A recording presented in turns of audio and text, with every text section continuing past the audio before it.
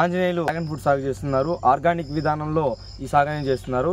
So ఈ రోజు మనము ఈ వీడియోలో డ్రాగన్ ఫ్రూట్ గురించి పూర్తిగా తెలుసుకుందాం. డ్రాగన్ ఫ్రూట్ యొక్క సైంటిఫిక్ నేమ్ హైలోసిరస్ ఉండాటస్. దీని యొక్క ఆరిజిన్ పుట్టుక అంతా కూడా అమెరికా, మెక్సికో నుండి ఇది ప్రపంచవ్యాప్తంగా వ్యాప్తి చెందింది. ఇది జీరోఫైటిక్ ప్లాంట్ అనమాట. అంటే తక్కువ నీటిని తీసుకొని ఎగబాగేటువంటి మొక్క అని మనం తెలుగులో అంటాం. జీరోఫైటిక్ అంటే ఎడారి మొక్క అని మనం పిలుస్తాము. ఇక్కడ ఈ డ్రాగన్ ఫ్రూట్ అనేది ప్రపంచవ్యాప్తంగా వ్యాప్తి చెందడానికి గల కారణం ఏమంటే దీంతో ఉండేటువంటి పోషక విలువలు, కార్బోహైడ్రేట్లు, ఫైబర్ అనేటువంటివి, అదేవిధంగా vitamin C, B1, B2, B3 అనేటువంటి విటమిన్స్ అన్నీ కూడా మనకి పుష్కలంగా లభించడంతో ఈ డ్రాగన్ ఫ్రూట్ అనేది ప్రపంచవ్యాప్తంగా వ్యాప్తి చెందింది. అదేవిధంగా తక్కువ మంది రైతులు మాత్రమే సాగు చేస్తున్నారు. సో ఈ డ్రాగన్ ఫ్రూట్ అనేది సాధారణంగా 3 రకాలు ఉంది ఫ్రెండ్స్. పైన స్కిన్ వచ్చి రెడ్ కలర్ స్కిన్ ఉండేటివి 2 రకాలు ఉంటుంది, ఎల్లో కలర్ స్కిన్ ఒకటి ఉంటుంది అనమాట. రెడ్ కలర్ స్కిన్ ఉండేటువంటి పళ్ళు 2 రకాలలో మనకి లోపల పల్ప్ అనేది ఒకటి వచ్చి తెలుపు రంగు పల్పు ఉంటుంది, అదేవిధంగా పింక్ కలర్ పల్ప్ ఉండేటువంటి ఫ్రూట్స్ కూడా ఉండదు అనమాట. పైన స్కిన్ వరకే రెడ్ కలర్ ఉన్నప్పటికీ కూడా లోపల పల్ప్ అనేది మనకి పింక్ కలర్లో ఉంటుంది. సో అదేవిధంగా ఎల్లో కలర్ స్కిన్ ఉండేటువంటి ఫ్రూట్ ఏమవుతుందో అది వచ్చి లోపల మనకి వైట్ కలర్ పల్ప్ని ప్రొడ్యూస్ చేస్తుంది అనమాట. సో ఈ వైట్ కలర్ పల్ప్ ఉండేటువంటి ఎల్లో కలర్ ఫ్రూట్ కన్నా కూడా మనకి రెడ్ కలర్ స్కిన్ ఉండేటువంటి వైట్ కలర్ పల్పు, అదే పింక్ కలర్ పల్ప్ ఉండేటువంటి రెడ్ కలర్ స్కిన్ ఉండేటువంటి ఫ్రూట్ అనేది ఎక్కువ యాంటీ ఆక్సిడెంట్స్ కలిగి ఉంటుంది అనమాట. ఈ యాంటీ ఆక్సిడెంట్స్ ఎక్కువ కలిగి ఉండడం వల్ల మన యొక్క బాడీలో ఉండేటువంటి డైజెస్ట్ సిస్టమ్ కానీ, అదేవిధంగా బ్లడ్ ప్రెషర్ కానీ, మనకి హిమోగ్లోబిన్ పర్సంటేజ్ పెరగడం కానీ వీటికన్నిటికీ కూడా చాలా ఉపయోగకరంగా ఉంది. సో అందుకనేసే ఈ డ్రాగన్ ఫ్రూట్ అనేది చాలా ఎక్కువ కాస్ట్ అనేది పలుకుతుందన్నమాట. ఎక్కడ చూసినా కూడా మన రైతులందరూ కూడా ఈ డ్రాగన్ ఫ్రూట్ మీద మెడిసినల్ వాల్యూస్ ఎక్కువ ఉన్నాయనే ఉద్దేశంతోనే పెస్ట్ అండ్ డిసీజ్ చాలా తక్కువ మొత్తంలో రావడము, దాంతోపాటు దీనికి వాల్యూ ఎక్కువ ఉండడము, కొన్నిసార్లు మన సాయిల్ అనేది సమ్ టైమ్స్ సూటబుల్ కాకపోవచ్చు, కానీ దాన్ని మనం సూటబుల్ అయ్యే విధంగా మార్చుకొని ఈ సాగు చేసినట్లయితే చాలా విలువలతో కూడినటువంటి, చాలా వాల్యూతో కూడినటువంటి పంట డ్రాగన్ ఫ్రూట్ సాగు అనేది. 2 విధానాల్లో చేస్తాం. నార్మల్ విధానంలో చేస్తాము, అదేవిధంగా ట్రెల్లిస్ విధానంలో చేస్తాం. సో ట్రెల్లిస్ విధానం చేసినట్టయితే, సో ఇక్కడ మనము ట్రెల్లిస్ విధానంలో చూస్తున్నాము. మధ్యలో తీగ నల్లిచ్చి ప్లాంట్కు మనకు 3 నుండి 4 మీటర్లు అంటే 3 నుండి 4 మీటర్లు అంటే దగ్గర 8 అడుగుల గ్యాప్ చేయడం వల్ల ఏమిటంటే మధ్యలో కూడా మనము డ్రాగన్ ఫ్రూట్స్ పెంచుకోవడానికి అవకాశం ఉంది. సో స్పేస్ అనేది మనం కవర్ చేసుకోవచ్చు. సో ఇక్కడ చూడండి ఫ్రెండ్స్, ఇది ట్రెల్లిస్ విధానంలో మనము ఈ విధంగా మనకి ఐరన్ తీగ అంటాం దీన్ని, ఈ విధంగా కమ్మీలు పెట్టి మనం ప్లాంట్ని ఎగబాగిస్తాం అనమాట. ఇది వచ్చి క్రీపింగ్ ప్లాంట్స్ అంటే ఎగబాగుతాయి. మనకి చెట్ల మీదకి కానీ, ఇంటి గోడ మీదకి కానీ, బండల మీదకి కానీ ఎగబాగి పెరిగేటువంటి ఎడారి మొక్క అని దీన్ని మనం అంటాం. సో ఇప్పుడు ఈ ట్రెల్లిస్ విధానంలో చూస్తున్నాం కదా ఫ్రెండ్స్, మనకి ఇది కండగలిగినటువంటి పూర్తిగా రసభరితమైనటువంటి దీన్ని మనం కాండం అనే చెప్పాలా. ఎందుకంటే ఈ స్టమ్ కటింగ్స్ ఏవైతే ఉన్నాయో వీటి ద్వారానే మనము ప్లాంట్స్ని ఉత్పత్తి చేస్తాం, మొక్కల్ని ఉత్పత్తి చేస్తాం. సో ఇది చూసారా, ఇది మొత్తానికి ముళ్ళు చూడండి 3 వస్తాయన్నమాట. యాక్చువల్గా 3 ముళ్ళు ఉంటుంది ఒక్కొక్క పాయింట్ టు పాయింట్కి. ఇది త్రిభుజాకారంలో ఉండేటువంటి ట్రయాంగిల్ షేప్లో దీని యొక్క శాఖ అనేది వచ్చి ఉంటుంది. ప్రతి శాఖ కూడా ట్రయాంగిల్ షేప్లోనే వచ్చి ఉంటుంది. ఒక్కొక్కసారి 5 కటింగ్స్తో కూడా వస్తుంది అనమాట, 5 టర్నింగ్స్తో వచ్చి ఉంటుంది. సో ఇక్కడ మనకి ట్రయాంగిల్ షేప్లో ఉంది. సో ఇది వచ్చి తైవాన్ జాతికి చెందినటువంటి డ్రాగన్ ఫ్రూట్ పంట. సో దీంతో మనము ఇక్కడ చూడండి, మొత్తం ప్లాంట్ అనేది డైరెక్ట్గా మనము సాయిలో నాటుకుంటాం అనమాట. కట్ చేసిన మనకి 3-5 రోజుల వరకు మనకి ఇది కట్ చేస్తాం అనమాట. కట్ చేసినప్పుడు ఆటోమేటిక్గా దీనికి ఒక్కొక్కసారి ఫంగస్ అటాక్ కూడా ఉంటుంది అనమాట, ఫంగస్ చేరడము. అందుకనేసి మనము దానికి తగినట్టు మనము కోల్డ్ ప్లేస్లో ఉంచడం కానీ ఫంగస్ చేరకుండా మనము చేసుకొనేసి మనము దాన్ని తర్వాత 3-5 రోజుల తర్వాత మనం ప్లాంటేషన్ చేస్తాం. సో ఎప్పుడైతే దాన్ని మనం ప్లాంటేషన్ చేస్తామో మనం కంపల్సరీగా 4 to 5 months వెయిట్ చేయాల్సి వస్తుంది అనమాట, అది పెరిగే దానికోసం. 4 to 5 months వెయిట్ చేసిన తర్వాత 9 months తర్వాత మనకి ఈ ఫ్లవరింగ్ అనేది స్టార్ట్ అవుతుంది. 9 months తర్వాత. సో ఎప్పుడైతే 9 months తర్వాత ఫ్లవరింగ్ స్టార్ట్ అయ్యి ఈ విధంగా ఫ్లవర్ వాడిపోయిన తర్వాత దాని కింద ఉండే మొగ్గ ఏదైతే ఉందో దీన్ని మనము అండం అని అంటాం, తెలుగులో అండ కోసం అని అంటాము. సో ఇది పూర్తిగా ఎరువు కానీ దానికి కావాల్సినటువంటి మిగిలినవన్నీ కూడా ఇది పూర్తిగా తీసుకుంటుంది అనమాట. పూర్తిగా తీసుకునేసి ఫ్లవర్ చూడండి ఈ విధంగా ఎండిపోతుంది. కంప్లీట్గా ఎండిపోయిన తర్వాత ఫ్లవర్ మొత్తం క్లోజ్ అయిపోయిన తర్వాత ఇది మాత్రమే మనకి పండుగ తయారవుతుంది. సో ఇక్కడ ఉండేది. సో ఈ విధంగా మనకి ట్రెల్లిస్ విధానంలో అయినా నార్మల్ విధానంలో అయినా కానీ మనకి ఈ విధంగా పంట సాగు అనేది ఉంటుంది. సో ఇది దగ్గర మనకి 4 to 5 feet వస్తుంది అనమాట ప్లాంట్. మనము అంతవరకు కటింగ్స్ చేసుకుంటూ ఉండాలి. సైడ్లో కూడా వస్తుంది. సైడ్లో కటింగ్స్ చేయడం వల్ల అంటే హైట్ పెరుగుతుంది అనమాట. ఎప్పుడు కూడా మనం మెయిన్ స్టెమ్ తల్లి వేరు అంటాం కదా, సో దానికి మనం ప్రాధాన్యత ఇస్తూ ఆ మొక్కను వరకే మనము తీసుకురావాలా. సో ఇక్కడ ట్రెల్లిస్ విధానమైన నార్మల్ విధానమైనా కూడా మనం ఈ విధంగా పోల్స్ నాటుకుంటాం ఫ్రెండ్స్. ఈ విధంగా పోల్స్. సో ఈ విధంగా పోల్స్ నాటుకొనేసి ప్రతి పోల్ సైడ్కి కూడా సో ఒక్కొక్క మొక్క నాటుకోవాలి. అంటే 4 సైడ్కి 4 మొక్కలు నాటుకుంటాం. డ్రాగన్ ఫ్రూట్స్ కటింగ్స్ అనమాట. సో ఆ కటింగ్స్ నాటుకున్న తర్వాత వాటికి చుట్టూరు మనము సపోర్ట్ ఇస్తాం. సపోర్ట్ ఇచ్చి ఒక పిల్లర్లో 4 మొక్కలు పెంచుకుంటూ వస్తాం అనమాట. మనకి ట్రెల్లిస్ విధానంలో కానీ నార్మల్ విధానంలో కానీ డ్రాగన్ ఫ్రూట్ సాగు అనేది ఈ విధంగా మనం పిల్లర్స్ నాటుకుంటాం ఫ్రెండ్స్.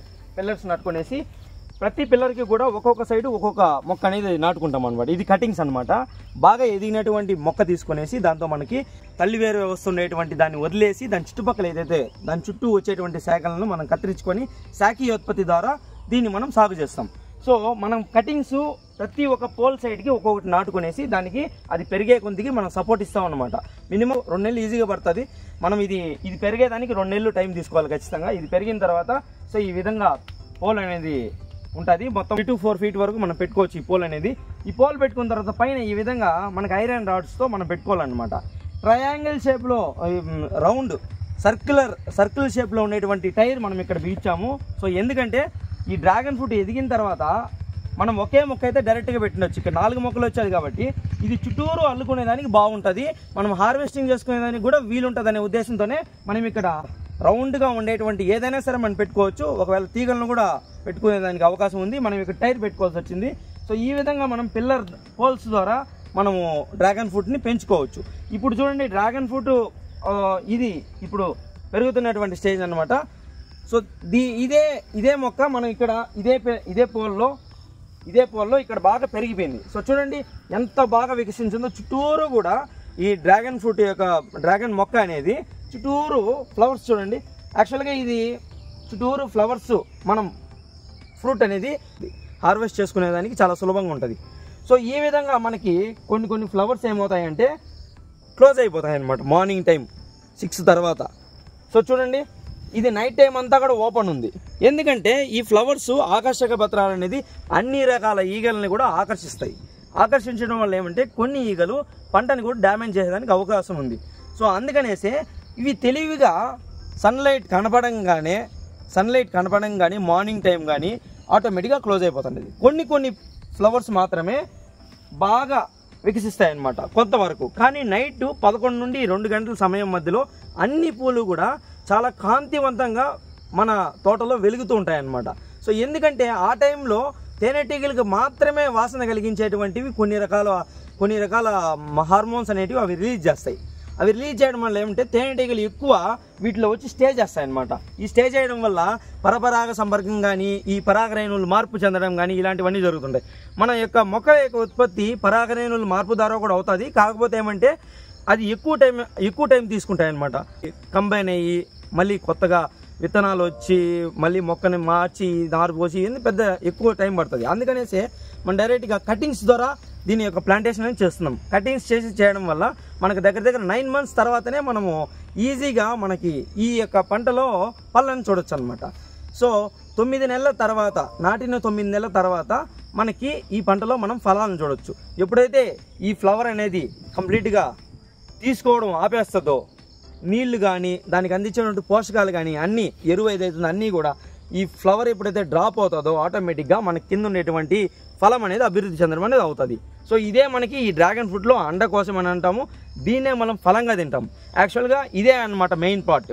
సో ఇది మొత్తానికి కూడా మనకి ఫ్లవర్ కానీ పండు కానీ దగ్గర మనం పండు చూసినట్టయితే 350 నుండి 450 గ్రాములు వస్తుంది. అంటే ఇంచుమించు హాఫ్ కేజీ వెయిట్ అనేది వస్తుంది అన్నమాట పళ్ళు.